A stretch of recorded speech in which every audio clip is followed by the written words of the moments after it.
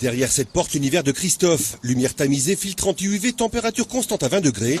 Un petit paradis dédié à la bière. Fais le plein. Allez. C'est presque un week-end. Du goût, des saveurs, du rêve. Voilà ce que défend Christophe derrière le comptoir de son magasin. Ici, pas de bière industrielle, uniquement de la production artisanale. Et même une sélection mensuelle de bière à la pression. Un must pour les amateurs. Le côté convivial de boire de la bière en groupe, c'est quand même super. Donc ça fait 2 litres. Allez, on dit toujours pour 3, c'est bien. 2, ça va. 1, c'est du vice, quoi. Mais il y a moyen quand même, hein. Mais en général, 3 personnes, c'est vraiment le bon compromis.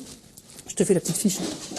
Il y a 15 ans, il n'y connaissait rien ou presque. Aujourd'hui, Christophe est considéré comme un des plus grands spécialistes de la bière dans le monde. Et pour cause, tout ce qui est en rayon, il y a goûté et sans doute regoûté. Donc, je vais mettre que des choses pas courantes, mais rien d'extrême, quoi. Des bières qui sortent des sentiers battus, des bières qui ont une âme. Ici, la sélection est terrible. Ah, je peux mettre 2, 3 bières. J'ai mis 9 et 3, par exemple. Car pour figurer dans ce temple brassicole, il faut séduire et surprendre notre patron pas comme les autres. Une clé d'entrée qui se mérite.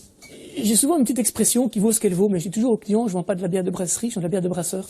Parce que derrière les bouteilles, je connais le bonhomme ou la dame, hein, parce qu'il y a aussi des brasseuses qui les produisent.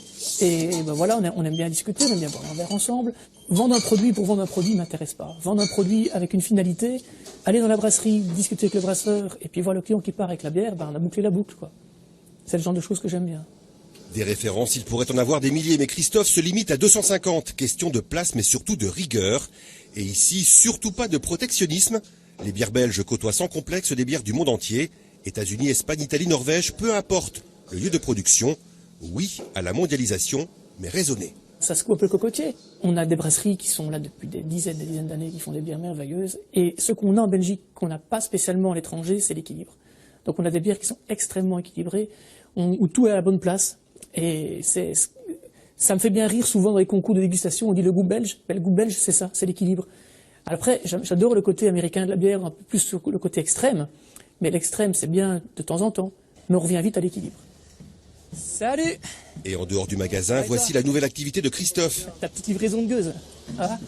Salut. Et puis un petit truc sympa de faire goûter. Conseiller, mais cette fois auprès de professionnels comme ce restaurateur qui souhaite développer sur sa carte les accords mais bières.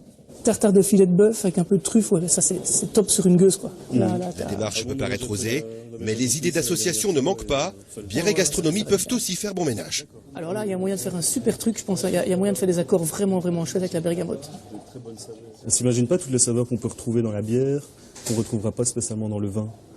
Donc je trouve que c'est beaucoup plus facile de faire des accords mets bière que des accords mets vin. Là, par exemple, proposer avec des oursins une bière, justement, une Ooster Stout, donc qui justement, on retrouve cette iode parce que cette bière est brassée dans des coquilles d'huîtres et tout ça. Je trouve qu'avec un plat, c'est exceptionnel. La bière a cette connotation très, très populaire, ce qui est vrai, et ce qui est très bien. La bière doit rester populaire. Mais le côté populaire, souvent, l'empêche d'accéder à la gastronomie. On dit oui, mais ce n'est qu'une bière. Non, ce n'est pas qu'une bière, c'est la bière qui va avec le plat. Il ne faut pas oublier qu'un sommelier, c'est quelqu'un qui associe le liquide au solide. Et que normalement, un sommelier qui a une formation correcte ne doit pas s'imiter au vin. Si sur le plat c'est un saké, c'est un saké qu'il faut mettre. Si c'est un thé, c'est un thé. Si c'est une bière, c'est une bière. Mais ça, avec la bergamote, ça fait souvent ce problème-là. Cet été, Christophe prendra quelques jours de vacances et quel que soit l'endroit où il se rendra, une partie de son temps sera réservée à goûter quelques bières locales qui figureront peut-être un jour en bonne place dans ses rayonnages très sélects. Merci toi aussi.